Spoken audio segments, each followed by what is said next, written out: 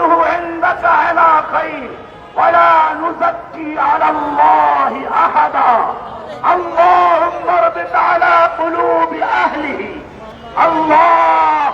তুমি তার সেই বাচ্চাটাকে হেফাজত করো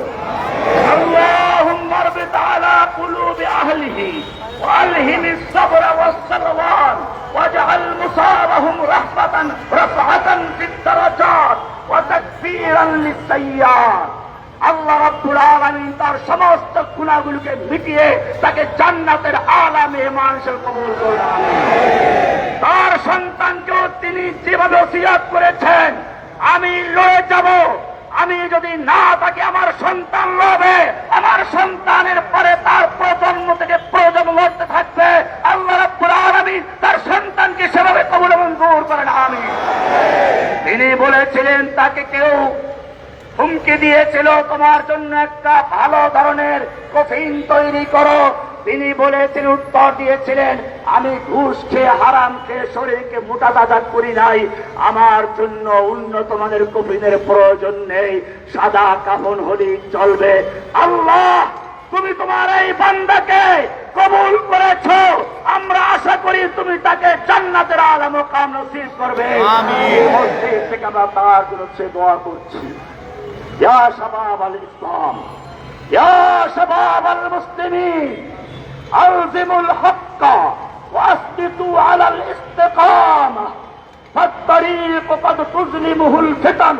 لكن من سار بنور القرآن وصل كونوا أوفياء لله صادقين مع أنفسكم عاملين بما علمتم فالاستقامة لا تكون بالشعارات بل بالعمل ولا تنال بالأماني بل بالصبر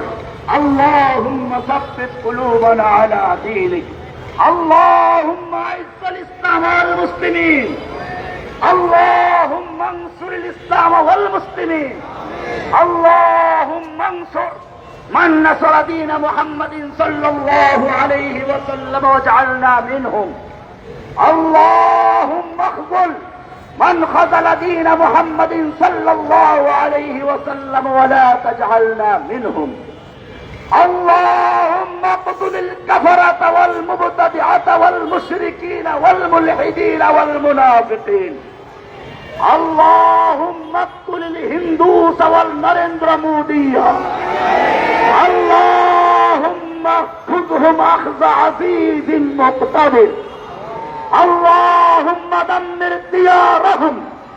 اللهم خرب بلادهم اللهم مزق جمعهم اللهم شتت شملهم اللهم خذهم اللهم احصهم عددا اقتلهم بددا ولا تبق منهم احدا اللهم انصر المسلمين المكروبين في فلسطين اللهم انصر المسلمين المكروبين في كشمير اللهم انصر المسلمين المكروبين في أراكان اللهم انصر المسلمين المظلومين المكروبين في كل مكان اللهم خلد ملكنا وممالك الإسلام عباد الله رحمكم الله اذكروا الله يذكركم وادعوه يستجب لكم ولذكر الله تعالى أعلى وأولى وعز وجل وأهم وأتم وأكبر আজকের এই শাহবাগ চত্বরের নাম পরিবর্তন করে যে প্রস্তাব গত রাতে করা হয়েছে ওসমান হাদি চত্বর ঘোষণা করা হয়েছে এই মসজিদ থেকে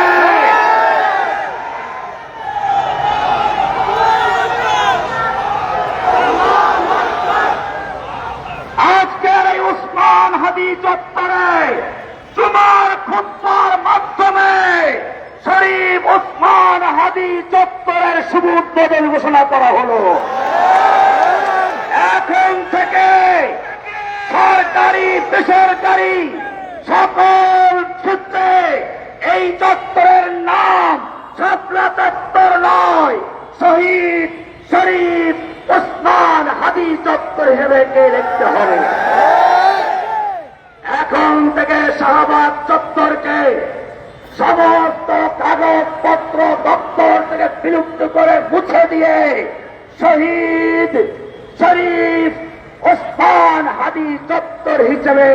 এটাকে সব জায়গায় সংরক্ষণ করতে হবে। আল্লাহ সুবহানাহু ওয়া তাআলা আমাদের শরীফ ভাইকে তার জীবনের সমস্ত গুনাহগুলো মাফ করে জান্নাতুল ফেরদাউসের আলা মাকাম নসিব করেন, আমিন। এবং আমরা আরো একটা দাবি জানাচ্ছি, আমাদের শরীফ ওসমান হাদি ভাইকে যেন ঢাকা বিশ্ববিদ্যালয়ের